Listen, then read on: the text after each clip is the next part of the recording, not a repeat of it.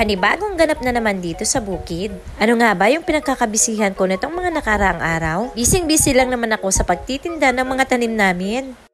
Hi everyone! Pasensya na kayo at medyo malat yung boses ko ngayon. Inatake ba naman ako ng sipon dahil sa paglilinis ko kahapon? Medyo may allergy kasi ako sa alikabok. Anyway, yung video na to ay kuha pa nga last week. As in, nawalan talaga ako ng oras sa pag-i-edit. Di ba nga nakikita nyo sa mga previous videos ko? Na sobrang dami nga ng supply ng spring onions. Kahit bago masira ay ginagawa ko na nga lang tong freebies before. Kasi sayang naman kung masira. As in, wala pa kasi akong market talaga nun. Pero ngayon, talagang dagsa naman yung order at repeat orders. E nya, sinubukan ko ngang ialok to sa restaurant. Yung sa Uncle B's Corner na kinakainan nga namin ng batil patong. Naisipan ko lang naman one day na i-chat sila at ialok. E nya, nag-reply naman sila. Sobrang tuwang-tuwa nga ako at ang unang order nila ay 10 kilos. Tingnan nyo naman yung dami ng spring onions namin. Dati nga, problemado pa yung tatay ko kung kanino nga niya ipamimigay ito. Pero imagine nyo naman kapag pinamigay itong lahat. Sobrang sayang naman yung effort at pagod ng tatay ko. Kaya't sobrang tuwang-tuwa nga ako nung inalok ko. At naging positive yung outcome dahil nga sa fully matured na siya. Medyo lumulupay-pay na nga rin yung mga dahon. Kaya't kailangan na talagang i-harvest.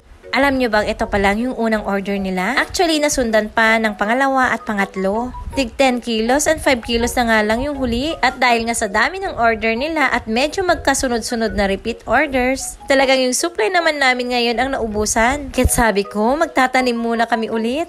Last order nga nila nung Friday yung 5 kilos lang. Kaya't pasensya na po, sa susunod ay dadamihan nga namin yung pagtatanim. Actually ngayon, nakatanim na rin ng isang plat yung tatay ko. Yung taniman ng kangkong ay nilinis na rin niya. Siguro mga 3 hanggang 4 na plat nga yung tatamnan niya neto. Sabi ko, galingan niya sa pagtatanim at hindi na nga niya problema yung marketing. Kasi isang chat lang ng sinusuplayan namin ay order na agad at ipaprocess na nga namin yan early in the morning. Pero itong batch na to, hapon nga kami nanguha kasi hindi pa namin tansyado kung anong oras at ilang oras nga yung gugugulin namin sa paglilinis. Lalong-lalo na early in the morning daw namin i-deliver. Siguro ang tinapos namin nung hapon na to ay 7 kilos. Under observation din kasi kung malalanta ba to hanggang umaga. Ganito pala yung paglilinis na ginagawa namin. Una, tinatanggal namin yung roots at nililinis. Syempre, pati lupa ay tinanggal. So yun nga yung unang ginawa ng tatay ko. Pero dahil kinabukasan pa nga yung delivery, hindi nga namin yan huhugasan.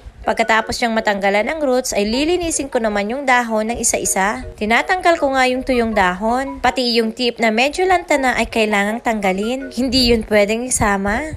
Medyo time consuming nga yung paglilinis. Hindi talaga kakayanin ng isa lang ang 10 kilos. Pero nasubukan ko, mag-isa nga lang ako naglinis ng 10 kilos. At inabot nga ako ng 4 na oras. Pero maigi na yun kasi walang benta. Fast forward, kinabukasan, early in the morning, kailangan na nga namin i-deliver to. Nakaka-excite pala pag ganito karami.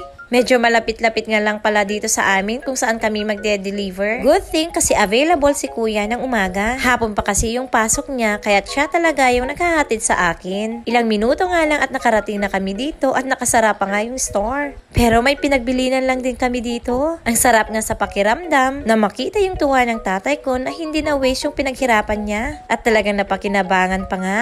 O siya, paano hanggang dito na lang muna ulit. Maraming salamat sa panonood. Hanggang sa muli.